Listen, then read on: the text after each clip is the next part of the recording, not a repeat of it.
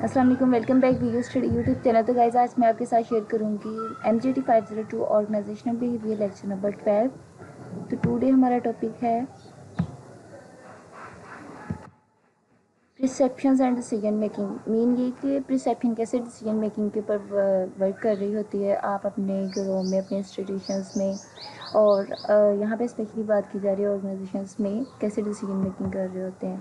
तो decision making में the link between perceptions and individual decision making, जिसमें हमें एक प्रॉब्लम होती है जिसको हमने जिसके ऊपर डिसीजन को अप्लाई करना होता है। जैसे कि मतलब कोई भी प्रॉब्लम होगी उसका अल्टरनेटिव देखना होता है जो बेस्ट उसके ऊपर सूट होगा, तो वो हमने उस वाली प्रॉब्लम को सॉल्व करना होता है। तो वो perception of the decision makers होगा और उसका आउटकम्स निकलेगा। आगे है रिलेशनल डिसीजन मेकिंग मॉडल है a decision making model that describe how individuals should behave in order maximise some outcomes. कहते हैं कि डिसीजन मेकिंग एक मॉडल है वो कैसे डिस्क्राइब कर रहा है कि इंडिविजुअल्स के जो बिहेव्स होते हैं, जो उन लोगों ने डिसीजन करने होते हैं, वो किस तरह से मैक्सिमाइज, मतलब एक प्रॉब्लम है उसकी बेस्ट जाके बिल्कुल ठीक पुट होता है और आपको उसका रिजल्ट मिल जाता है।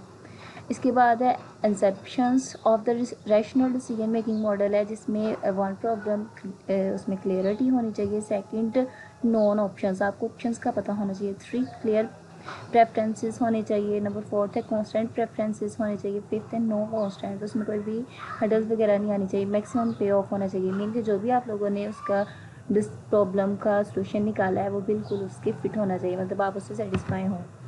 इसके बाद step in the rational decision making model है, सबसे पहले क्या करते हैं प्रॉब्लम को डिफाइन करना, क्या है सच प्रॉब्लम, क्या है, आइडेंटिफाई द डिसीजन क्राइटेरिया, मतलब आपने ये भी देख क्राइटेरिया किया होता है कि उसके डिसीजन का क्या क्राइटेरिया होना चाहिए। जैसे कि अगर आप लोगों ने स्पोर्ट्स स्पिरिचुअल यूनिवर्सिटी में एडमिशन लेना था तो उसका एक क्राइटेरिया था कि आप लोगों के मैक्सिमम 45% मार्क्स हों यहाँ पे, तो मिनिमम 2 GPA हो तो आप वर्चुअल यूनिवर्सिटी में एडमिशन ले सकते हैं। तो इसी तरह हर एक ऑर्गेनाइजेशन से या इंस्टीट्यूशन का एक अलग क्राइटेरिया होता है।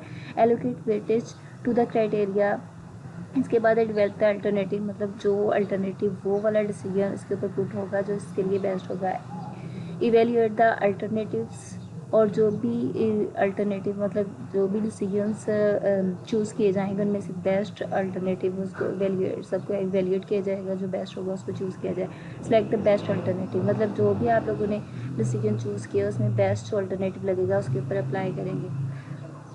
तो नेक्स्ट है rational model of decision making है, जिसमें हमने सबसे पहले प्रॉब्लम को आइडेंटिफाई करना है, जो पीछे हमने अभी मॉडल पढ़ा उसके बारे में बात की जा रही है। इसके बाद हमने सेट डिसीजन क्राइटेरिया करना होता है, वेटेज तक क्राइटेरिया करना होता है, इसमें अल्टरनेटिव्स डेवलप अल्टरनेटिव्स करने होते हैं, मतलब सोल्यूशंस को अल्टरनेटिव जो जितने भी होंगे उससे रेलिवेंट प्रॉब्लम के उनको एक साइड पर रखना होता है। उसके बाद हमने उसको इवेल्यूएट करना, जो उससे बेस्ट होगा वो चूज़ कर देना है, मेक ऑप्टिमल डिसीजन। तो इस तरह से आपका रैशनल डिसीजन मेकिंग एक पूरा किस तरह से प्रॉब्लम को सॉल्यूशन चूज़ किया जाता है, तो इसमें इस मॉडल में आपको ये बताया जा रहा है।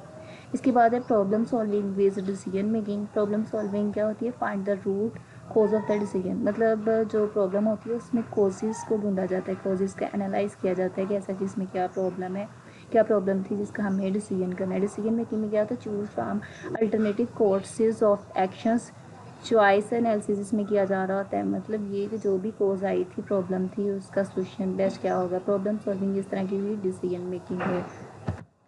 इसके बाद है alternative to rational decision making में बाउंडेड रिलेशनलिटी होती है, इनोटिएटिव डिसीजन मेकिंग होती है, डिसीजन मेकिंग बाय ऑब्जेक्शंस होते हैं, और कार्पेज कैन मॉडल्स होते हैं। इंपॉर्टेंट है शॉर्ट क्वेश्चन और एमसीक्यूज़ के लिए ये वाले ये जितने में भी मॉडल्स पढ़े हैं, क्योंकि इनमें से एमसीक्यूज़ बहुत ज़्यादा आ रहे होते हैं। बाउंड्री रिलेशनशिप्स में क्या होता है? सबसे पहले आपने इन्वायरमेंट को स्कैन करना होता है, इसके बाद डिज़ाइन द पॉसिबल सॉल्यूशंस, जो भी पॉसिबल सॉल्यूशन होगा जो उस प्रॉब्लम के ऊपर फिट हो रहा होगा आपने उस वाले सॉल्यूशन को चूज़ डिज़ाइन करने होंगे।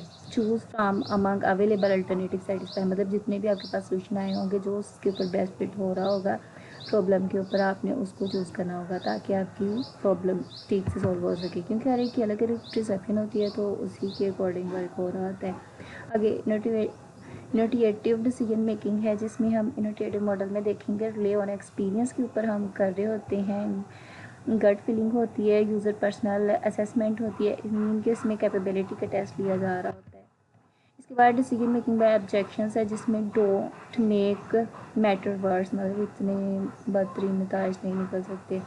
इसके from draft description of the acceptable resolution, mean ये कि आपने एक तरह सी डिस्क्रिप्शन बना लेनी होती है।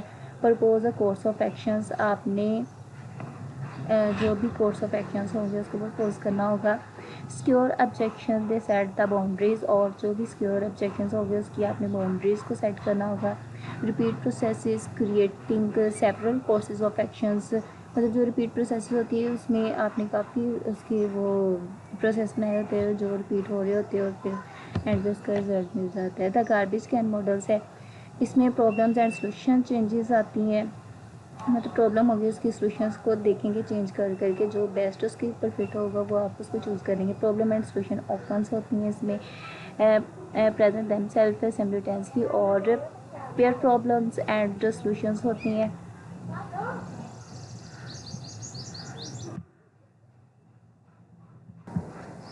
पेयर प्रॉब्लम्स एंड उसके सोल्यूशंस होते हैं, मतलब प्रॉब्लम जो होती है उनकी जोड़े होते हैं और फिर उसको सोल्यूशंस उसके डिसीजन किए जाते हैं, मतलब सोल्यूशन ढूंढे जाते हैं। इसके बाद है द गार्बेज कैन मॉडल में क्या होता है, सोल्यूशंस है देन प्रॉब्लम्स है, मतलब सोल्यूशन प्रॉब्लम्स को एक गार्बेज मॉडल्स के अंदर डाला जाता है। जैसे प्रॉब्लम ए है, इसमें प्लस की है, सोल्यूशन उसका एक जैसे प्रॉब्लम ए है, इसका सोल्यूशन मतलब कोई सा भी हो सकता है, सोल्यूशन एक्स भी हो सकता है, सोल्यूशन वाई भी, मतलब इसके ऊपर पुट करके देखेंगे देन उसका पता चल जाएगा कि कौन सा इसकी प्रॉब्लम हो सकती है, सोल्यूशन हो सकता है। How are decision actually made in organisation, कहते हैं कि ऐसा जब ऑर्गेनाइजेशंस में कैसे डिसीजंस किए जा रहे होते हैं। बाउंडेड रैशनैलिटीज़ होती है, individuals make decision by constructing simplified model that extract the essential features from problems without capturing all the complexities। कहते हैं कि इंडिविजुअल्स जो होते हैं वो डिसीजंस कर रहे होते हैं जिसमें सादा सा मॉडल्स बनाया जा रहा होता है, और इसमें जो भी ज़रूरी फीचर्स होते हैं प्रॉब्लम्स को सॉल्व करने के लिए उनको कैप्चर कर लिया जाता है और उसकी कम्प्लेक्सिटी को नहीं ज़्यादा देखा जा रहा होता है। इनोटिएटिव डिसीजन मेकिंग है, unconscious process created out of the displayed experience होता है इसमें, मतलब अनकॉन्शियस वे में आप जो होते हैं प्रोसेस को क्रिएट कर रहे होते हैं और आपको इस चीज़ के बारे में एक्सपीरियंस भी होता है। इसके बाद है अ मॉडल ऑफ बाउंड्री रैशनैलिटीज़ है। सबसे पहले क्या होता है, certain the need for a decision, जिसमें सिंप्लीफाई द प्रॉब्लम होती है, फिर आप उसका क्राइटेरिया सेलेक्ट करते हैं, देन आपने आइडेंटिफाई करना होता है लिमिटेड सेट ऑफ अल्टरनेटिव, मतलब जो उससे रेलिवेंट एक प्रॉब्लम थी उससे रेलिवेंट जो भी सोल्यूशन होंगे उनमें से आपने उसको आइडेंटिफाई करना होता है कि जो इससे अल्टरनेटिव कौन से होंगे। देन आपने कंपेयर अल्टरनेटिव अगेंस्ट क्राइटेरिया करना होता है, मतलब जितने भी अल्टरनेटिव होंगे उनको आपस में कंपेयर करके देखना है कि कौन सा बेस्ट है सोल्यूशन। देन आपने एक्सपेंड सर्च फॉर अल्टरनेटिव, और इस तरह फिर आप ज़्यादा सर्च करने शुरू कर देते हैं अल्टरनेटिव की सबसे बेस्ट कौन सा हो सकता है। अगर तो वो ना हो तो फिर सेटिस्फाई अल्टरनेटिव एग्जिस्ट, मतलब जो अल्टरनेटिव अभी चूज़ किया था उसको फिर छोड़ दिया जाता है, नेक्स्ट पे चले जाया जाता है। Select the first good enough choice, मतलब फिर वो चूज़ किया जाता है जो उसके लिए ज़्यादा गुड होगा, अच्छा होगा। इसके बाद है इनोटिएटिव डिसीजन मेकिंग मॉडल में क्या होता है, हाई अनसर्टेनिटी लेवल होता है, मतलब इतना ज़्यादा यकीन नहीं किया जा रहा होता है। लिटिल परसिस्टेंट होती है, हार्ड टू प्रेडिक्टेबल वेरिएबल्स होते हैं, मतलब बहुत मुश्किल से उनको जज किया जा रहा होता है। लिमिटेड फैक्ट होते हैं इसके अंदर, इतनी ज़्यादा हकाइक नहीं होती है। अनक्लियर सेंस ऑफ डायरेक्शंस होती है, मतलब कोई भी डायरेक्ट समझ नहीं आपको मिलेगी। Analytical data is of little use, और analytical data of little use मतलब इतना ज़्यादा जो आप उसके बारे में सर्च कर रहे होंगे वो पहले इस तरह की कोई प्रॉब्लम नहीं होगी जिसको आप सोल्व कर रहे होंगे, बहुत कम मिलेंगे एग्जाम्पल आपको। सेवरल फ्लेक्सिबल्स अल्टरनेटिव्स होती हैं, टाइम कॉन्स्टेंट्स इसके अंदर आ सकते हैं आपको। इसके बाद डिसीजन मेकिंग स्टाइल कौन कौन सी हो सकती हैं, रिसर्चेस और decision styles have identify for different individuals approach to make decisions. कहते हैं कि आपको डिसीजन मेकिंग स्टाइल्स के अंदर 4 डिफरेंट स्टाइल्स मिल सकते हैं जिसके थ्रू आप डिसीजन मेकिंग कर सकते हैं। सबसे पहले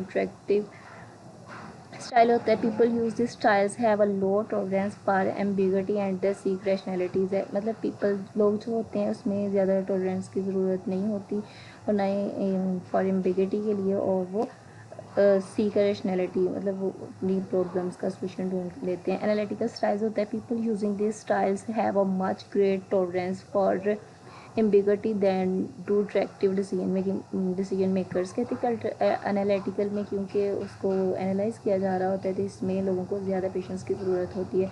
कॉन्सेप्चुअल स्टाइल्स होता है people tend to be very proud in their outlooks and consider many alternatives, कहते हैं कि कॉन्सेप्चुअल्स में बहुत ज़्यादा उन्हें अल्टरनेटिव्स मिल जाते हैं किसी भी प्रॉब्लम को सॉल्व करने के लिए। बिहेवियर स्टाइल्स होता है people who tend to work well with others, मतलब जो लोग दूसरों के साथ वर्क कर रहे होते हैं तो ये एज लाइक बिहेवियर स्टाइल में वो आपस में इंफॉर्मेशन को शेयरिंग करके प्रॉब्लम को सॉल्व कर रहे होते हैं, ग्रुप मीटिंग जिसे कहते हैं। ये डिसीजन स्टाइल मॉडल्स है जिसमें मतलब यहाँ पे टॉलरेंस ऑफ फॉर एम्बिग्यूटी है जिसमें लो और हाई है, रैशनैलिटी और इनिशिएटिव है। अगर तो लो रैशनैलिटी और high tolerance of for ambiguity है तो वो एनालिटिकल होगा। अगर उसमें लो डायरेक्टिव और लो रैशनैलिटी और लो ही टॉलरेंस फॉर एम्बिग्यूटी है तो वो डायरेक्टिव होगा। अगर हाई है टॉलरेंस फॉर एम्बिग्यूटी और लो इनिशिएटिव है तो वो कंसेप्चुअल होगा। अगर लो है बिहेवियर रैशनैलिटी है और लो ही टॉलरेंस लो टॉलरेंस पर एम्बिग्यूटी है और लो ही इनिशिएटिव है तो वो बिहेवियर होगा। तो ये डिसीजन स्टाइल मॉडल्स हैं। यहाँ पे है द स्किल ट्रायंगल्स क्या होती है, टास्क स्किल्स होती है। सबसे पहले इंटरपर्सनल स्किल्स देखी जाती है, इसके बाद डिसीजन मेकिंग स्किल्स देखी जाती है। इंटरपर्सनल लोगों को कैसे आप लोगों ने इंटरेक्ट करना, और डिसीजन मेकिंग स्किल्स मिल के किस तरह से आप एक प्रॉब्लम को देखते हो उस तरह से उसके अल्टरनेटिव्स कितने सोल्यूशन निकाल सकते हो और बेस्ट कौन सा सोल्यूशन होगा जो आपकी प्रॉब्लम के ऊपर फिट होता है। क्योंकि परसेप्शंस आपने जो चीज़ों के बारे में ज्यूम करना है वही आगे नेक्स्ट ऑर्गेनाइजेशंस में डिसीजन मेकिंग में आपके काम आ रही होती हैं। इसके बाद ऑर्गेनाइजेशन कॉन्स्टेंट्स और डिसीजन मेकर्स है। परफॉर्मेंस इवेल्यूशंस होती है। सबसे पहले रिवॉर्ड सिस्टम्स होते हैं, फॉर्मल रेगुलेशंस होती है, सिस्टम में पोस्ट टाइम कॉन्स्टेंट्स होती है और हिस्टोरिकल प्रेसिडेंट होती है। परफॉर्मेंस एवल्यूशंस में क्या होता है, evolution criteria influence the choice of functions, मतलब जो भी आप लोगों ने एक क्राइटेरिया चूज़ करना होता है, जो आपने कोई भी प्रॉब्लम को सॉल्व करना होता है उसके ऊपर एक बहुत ज़्यादा असरअंदाज हो रही है। रिवॉर्ड सिस्टम में होते हैं decision makers make action choice that are favoured by the organisation, मतलब जो भी रिवॉर्ड सिस्टम ये होता है कि अगर कोई भी प्रॉब्लम को सॉल्व कर रहा होता है उसको उस चीज़ का रिवॉर्ड मिल रहा होता है, उसके फेवर में होता है। इसके बाद है formal regulations, organisation rules and policies limit the alternative choice of decision makers. Formal regulations में ये होता है कि ऑर्गेनाइजेशन में एक पॉलिसी बनाई होती है कि आपने इतने ज़्यादा अल्टरनेटिव नहीं ढूंढने, जस्ट मतलब अगर उन्होंने फोर्स की लिमिटेशन लगाई तो फोर्स से ज़्यादा अल्टरनेटिव नहीं ढूंढ सकती किसी भी डिसीजन मेकिंग को चूज़ करने के लिए। इसके बाद है सिस्टम इम्पोज टाइम कॉन्स्टेंट्स है, जिसमें क्या होता है organisation require decision by specific deadlines, मतलब कुछ टाइम दिया, अगर एक वीक का दिया हुआ है आपको एक प्रॉब्लम को सॉल्व करने के लिए तो आपको एक वीक के अंदर अंदर ही सॉल्व करना होगा, इसे टाइम एक्सटेंड नहीं कर सकते। हिस्टोरिकल प्रेसिडेंट होता है past decision influence current decisions, मतलब हिस्टोरिकल प्रेसिडेंट में ये होता है कि आपने पीछे जो डिसीजन किए होते हैं उसको चेक करते हैं और देन फिर ये होता है कि आपने नेक्स्ट जो अभी रिसेंटली जो डिसीजन करना होता है उस वो किस तरह का होगा, उसके कॉन्सिक्वेंसेस क्या होंगे वो देखे जाते हैं। तो गाइस पीछे जो बैकग्राउंड की वॉइस है उसको आप लोगों ने अवॉइड करना है, क्योंकि मैंने फेस भी चेंज करके देख लिया लेकिन ये वॉइस ख़त्म नहीं होता। इसके बाद culture differences in decision making है। प्रॉब्लम को culture differences in decision making, आप मीन के अगर आप अमेरिका में तो वहाँ पर डिसीजन मेकिंग करने का क्राइटेरिया और होगा, मतलब वहाँ पे रूल्स और रेगुलेशंस अलग होंगे तो इसलिए फिर उनका डिसीजन मेकिंग का क्राइटेरिया डिफरेंट हो सकता है। कल्चर भी डिपेंड कर रहा होता है, पाकिस्तान में उनका क्राइटेरिया अलग हो सकता है, नाइजीरिया और भी डिफरेंट कंट्रीज़ यूके नॉर्वे वगैरह, तो हर एक का क्राइटेरिया अलग होगा। प्रॉब्लम को सिलेक्ट करने का तरीका उनका अलग हो सकता है। Time orientations, important of logic and rationalities, believes in the ability of people to solve the problem, मतलब लोगों का बिलीव उनकी क्या साहियत पे स्किल्स के ऊपर कि वो प्रॉब्लम को सॉल्व कर सकते हैं कि नहीं। Preferences for correct decision making, और वो कौन कौन से रेफरेंसेस को यूज़ करेंगे, कौन कौन सी चीज़ें यूज़ करेंगे जिसको वो डिसीजन को डिसीजन कर सकें। नेक्स्ट है एथिक्स इन डिसीजन मेकिंग्स में ये यूटिलिटिज़म्स होती हैं, इसमें राइट्स होते हैं और जस्टिस होते हैं। यूटिलिटिज़म में ये होता है कि अगर आप कोई एक डिसीजन कर रहे हो तो उससे लोगों को कितना फ़ायदा पहुंच रहा है। Seeking the greatest goals for the greatest number, मतलब अगर कोई आप डिसीजन कर रहे हो ज़्यादा से ज़्यादा लोगों को फ़ायदा पहुंचना चाहिए। राइट्स में क्या होता है, respecting and protecting basic rights of individuals. Rights में ये देखा जा रहा होता है कि अगर आप ऑर्गेनाइजेशंस में कोई भी डिसीजन मेकिंग कर रहे हैं, कोई प्रॉब्लम का सोल्यूशन कर रहे हैं, तो उससे किसी नेक्स्ट पर्सन की रिस्पेक्ट को कोई भी रिस्पेक्ट को और उसके राइट्स को कोई भी प्रॉब्लम नहीं होनी चाहिए, मतलब वो प्रोटेक्ट ही रहना चाहिए। जस्टिस में होता है imposing and enforcing rules Fairlie and impartially, मतलब आप लोगों ने जो भी रूल्स करने होते हैं इंसाफ के साथ, मतलब किसी के साथ ना इंसाफ़ी नहीं हो, तो इस चीज़ों को फॉलो करना पड़ता है ऑर्गेनाइजेशंस में। इसके अलावा भी आप अपनी लाइफ के अंदर इसको फॉलो कर सकते हैं जस्टिस वगैरह को। एथिक्स इन डिसीजन मेकिंग है ethics in national culture there are no global ethical standard. कहते हैं कि एथिक्स एंड डिसीजन मेकिंग में ये होता है कि इसमें कोई भी रूल्स और रेगुलेशन नहीं बनाएंगे, आप अपने एथिक्स को फॉलो करें और उसके अकॉर्डिंग ही वर्क करें। मतलब अगर पाकिस्तान में अगर आप रहते हैं तो करप्शंस का इस्तेमाल करना गलत है, अकॉर्डिंग टू आप इस्लाम भी आप करप्शन नहीं ले सकते, मतलब रिश्वत देने वाला और लेने वाला दोनों जहन्नमी है, जैसे कि आप लोगों ने सुना हुआ है। तो वो मतलब वो एक कंट्री के दूसरे कंट्री में अलग होते हैं। मे भी पाकिस्तान में अगर इसको फॉलो नहीं किया जाता तो दूसरी कंट्री में भी इसको लेना एक अच्छा समझा जाता हो, मतलब इस तरह से बात करने का तरीका। वैसे ये रिश्वत लेना किसी भी कंट्री में अच्छा नहीं समझा जाता। अच्छा, next factor affecting ethical decision making behaviour है। कहते हैं कि कौन से factor ethical decision making behaviour के ऊपर डिपेंड कर रहे होते हैं। सबसे पहले है स्टेज ऑफ मोरल डेवलपमेंट, आपका मोरल्स क्या है। इसके बाद ऑर्गेनाइजेशंस का इन्वायरमेंट क्या है, लोकल सब कंट्रोल्स क्या है, मतलब आपके इमोशंस, आपकी फीलिंग्स वगैरह और आपकी परसेप्शन वगैरह, वो सारी एथिकल डिसीजन मेकिंग बिहेवियर्स के अंदर आ रही होती है। Criteria of the decision effectiveness, मतलब कहते हैं वो कौन सा क्राइटेरिया जिससे आपकी डिसीजन मेकिंग बहुत अच्छी हो सकती है। इसमें क्वालिटी आ सकती है, टाइमलाइन आ सकती है, एस्पेक्टनेस आ सकती है, एथिकल अप्रोप्रिएटनेस आ सकती है। मतलब ये सारी चीज़ें एक इफेक्टिव डिसीजन मेकिंग बनाने के लिए बेस्ट है। इसके बाद है two important decision making phases है, जिसमें प्रॉब्लम आइडेंटिफिकेशन होता है, दूसरा अल्टरनेटिव डेवलपमेंट होता है। मतलब प्रॉब्लम आइडेंटिफिकेशन, सबसे पहले आपने कोई भी प्रॉब्लम है उसको चेक करना होता है कि उसमें ऐसा प्रॉब्लम क्या है, इसको कैसे सॉल्व किया जाएगा। अल्टरनेटिव डेवलपमेंट के आपने उसके फिर पॉसिबल जो भी सॉल्यूशंस होते हैं वो आप लोगों ने चूज़ करने होते हैं। इसके बाद है टाइप्स ऑफ मैनेजरियल डिसीजंस है, प्रोग्राम्ड विज, नॉन प्रोग्राम्ड है, स्ट्रेटजिक विज, ऑपरेशनल और top down wise, worker empowerment. मतलब हर जो ऑर्गेनाइजेशन है हर एक के अपने अपने रोल और रेगुलेशंस होते हैं। कहीं प्रोग्राम में मीन होता है कि रेगुलर बेस में जो ऑर्गेनाइजेशंस में वर्क हो रहा होता है वहाँ पे उन्होंने रूल और रेगुलेशंस होते हैं। नॉन प्रोग्राम में मीन वेकेशंस, अगर institutions colleges, school levels, university की बात की जाए तो वहाँ पर छुट्टियों में कैसी सिक्योरिटी होगी, वो सारी इस चीज़ को देखा जाता है। स्ट्रेटजिक में पॉलिसीज़ वगैरह बनी होती है, ऑपरेशनल्स भी कि क्या क्या फंक्शंस वो परफॉर्म कर रहे होंगे। टॉप डाउन में ये होता है कि जो कुछ यूनिवर्सिटीज़ या कुछ ऑर्गेनाइजेशंस ऐसी होती हैं जहाँ पे जस्ट बॉस ही फैसला कर रहे होते हैं, कोई और नहीं कर सकता। मतलब और कुछ ऑर्गेनाइजेशंस ऐसी होती है कि जहाँ पे वर्कर्स को भी एम्पावरमेंट दी होती है कि वो भी कोई प्रॉब्लम्स है उसके सोल्यूशंस के लिए अपनी राय दे सकते हैं, प्रॉब्लम को सोल्व करके अपने बॉस को दिखा सकते हैं कि इसका ये सोल्यूशन हो सकता है।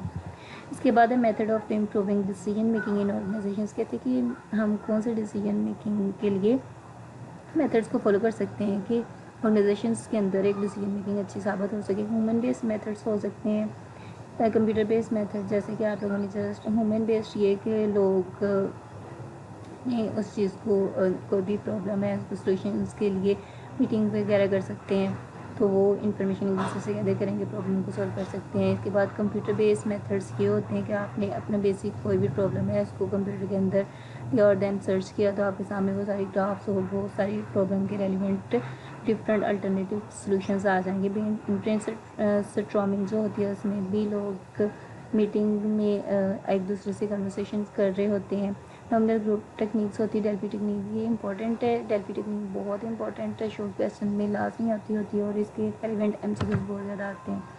होप सो ये वीडियो आपके लिए हेल्पफुल हो, तो please like and subscribe my channel for latest update. Okay, अल्लाह हाफिज़। तो हमें याद रखें।